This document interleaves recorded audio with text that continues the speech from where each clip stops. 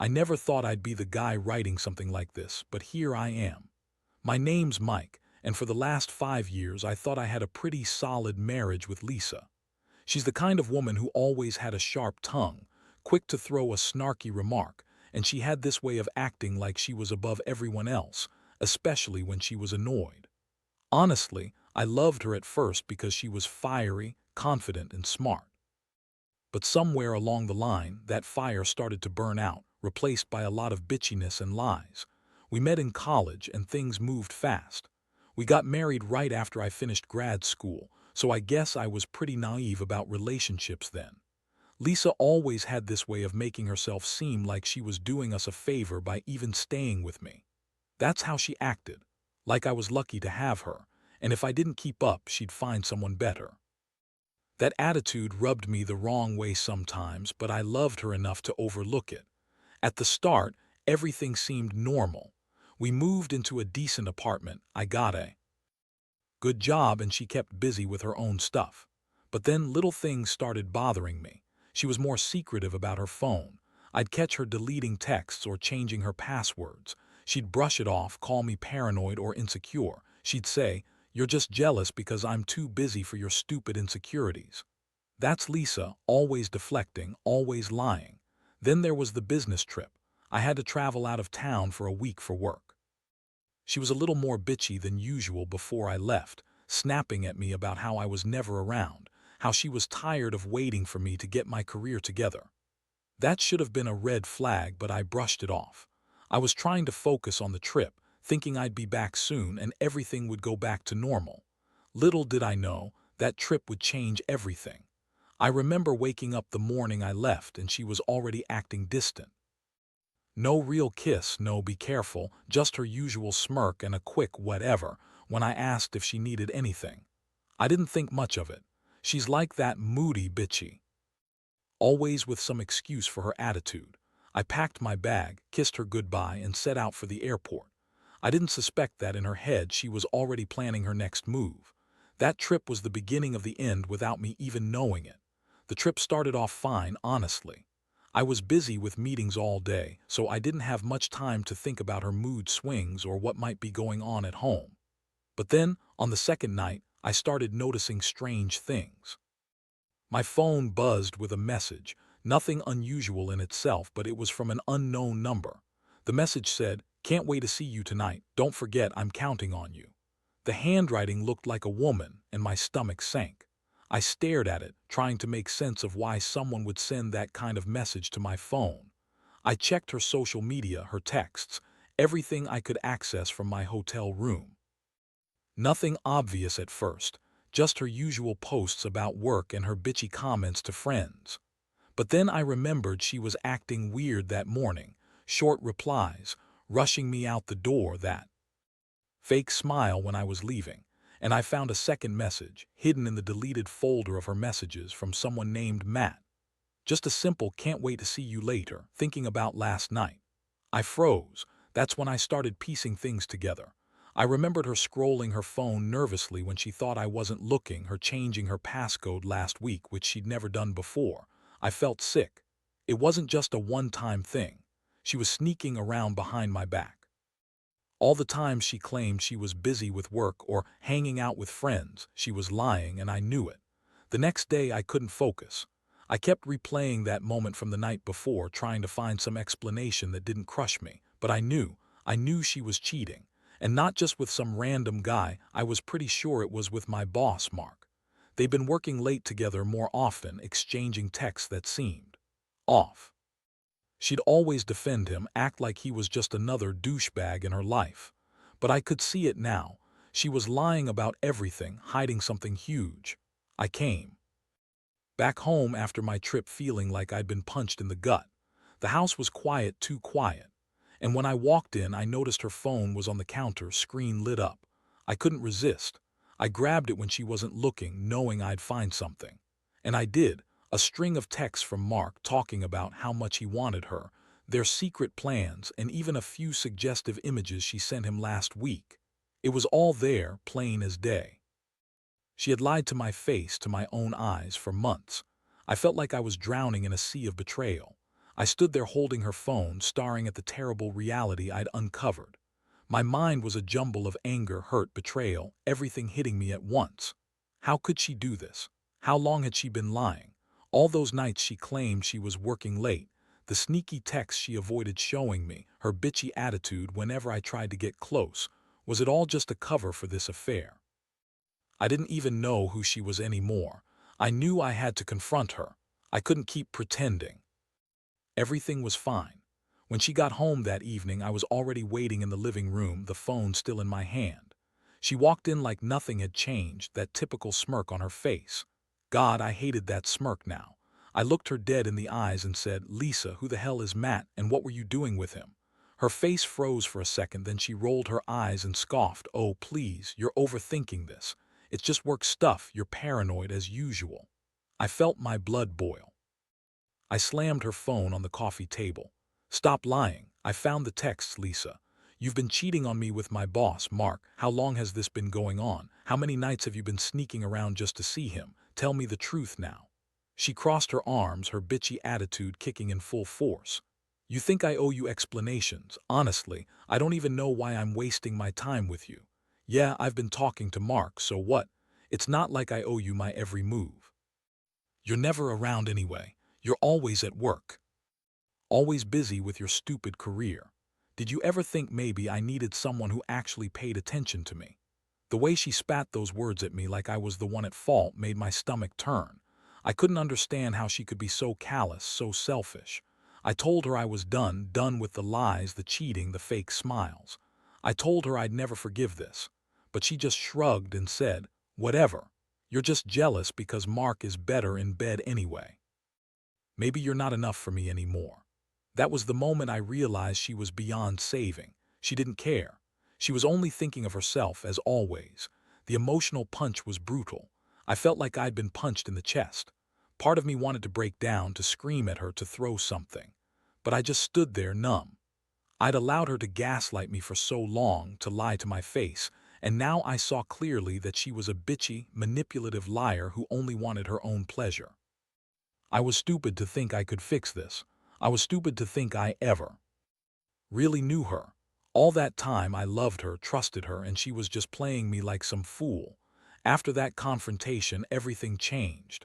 I couldn't sleep, couldn't eat. My mind kept spinning with questions I couldn't answer. How deep did this go? Had she been cheating on me for months? Did I ever really know her at all, or was she just pretending to be someone she's not? The betrayal cut so deep, I started questioning everything. Our whole life together, the memories, the future I had envisioned. It felt like the ground had shifted beneath my feet, and I was left standing in a wreckage I had no idea how to navigate. I tried to talk to her again, hoping she'd confess more, maybe give me a reason or an apology. But she just doubled down, throwing more accusations my way. "You're such a control freak," she snapped. "If you weren't so damn insecure, maybe I wouldn't have had to look elsewhere." That was the worst, her trying to turn it around, making me the bad guy. It's like she wanted me to feel guilty for catching her. She kept calling me jealous and possessive, like. That was the problem, not her lying and cheating. I was furious, but also hurt beyond belief. I remember sitting alone in our apartment trying to process the chaos inside my head. I felt betrayed, humiliated, and honestly pretty damn broken. How could I look at her the same way again? Every moment we shared suddenly felt tainted, like a lie. I kept asking myself, did I ever really know her? Were there signs I missed? Or was she just so good at hiding her true self? The more I thought about it, the more I realized how naive I'd been. I put her on a pedestal and she'd gladly shoved me off without a second thought. In that moment, I decided I wouldn't stay silent. I knew I had to do something, even if it meant ending everything. I started planning my next move. Confronting her again seemed pointless. She just denied, deflected, and called me insecure. I needed to do something more definitive. I started gathering evidence, screenshots of the texts, emails, her secret social media accounts. I wanted proof, real proof, to show her that I wasn't going to be played anymore. I knew I couldn't stay in this mess. Not with her lying and cheating behind my back. At the same time, I was battling with feelings I'd never expected: anger, sadness, confusion. I felt like a fool, like I'd wasted years of my life on someone who didn't even care about me. I was angry at her, but mostly, I was angry at myself for not seeing it sooner, for not trusting my instincts. It's funny how betrayal can change your entire perspective. I thought I knew who she was. Turns out, I was just looking at a mask she wore to hide her true selfish, bitchy nature. And now that I saw her real face, I didn't know if I could ever trust again. After I collected enough evidence, I knew I had to make a decision. Sitting on all that proof, the screenshots, the messages, her secret social media accounts, I felt a strange mix of relief and dread. Relief because I finally had clarity, and dread because I knew the truth would shatter everything. I wasn't the kind of guy to seek revenge blindly, but I also wasn't going to let her manipulate me again. I needed to take control, to do something that would give me a sense of justice, something to make her see that I wasn't some fool she could walk all over.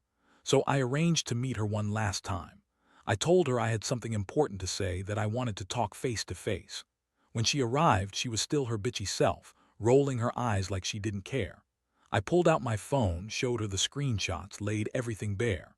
Her expression was priceless: shock, then anger, then that dismissive smirk she always wore when she thought she was in control. She told me I was crazy, that I was making everything up, that I was just jealous and insecure. But I didn't buy her bullshit anymore. I told her I was done, that I was filing for divorce, that she had destroyed whatever little trust I had left. She didn't even try to deny it anymore. Instead, she got nasty, calling me pathetic and a fool for believing in her. She said I was just jealous because Mark was a better lover, better looking, and that she'd never loved me anyway. That last part hit me hard. I think she meant it. She'd never really loved me, not the way I loved her. She only cared about herself, her needs, her damn ego. I realized then that I'd been living with a selfish, bitchy woman who only wanted to use me until something or someone better came along. That night I made the choice to walk away. I told her to leave and never come back. I packed my things, left the house, and started over. It's been a rough few weeks: anger, sadness, a lot of nights questioning what I did wrong. But honestly, I've started to feel a little relief too. I don't have to wake up to her bitchy attitude every morning, don't have to pretend everything's okay when it's not. I learned that sometimes you have to lose everything to find yourself again. Looking back, I realize I was blind for a long time. I kept telling myself she'd change, that she'd see reason, but she never did.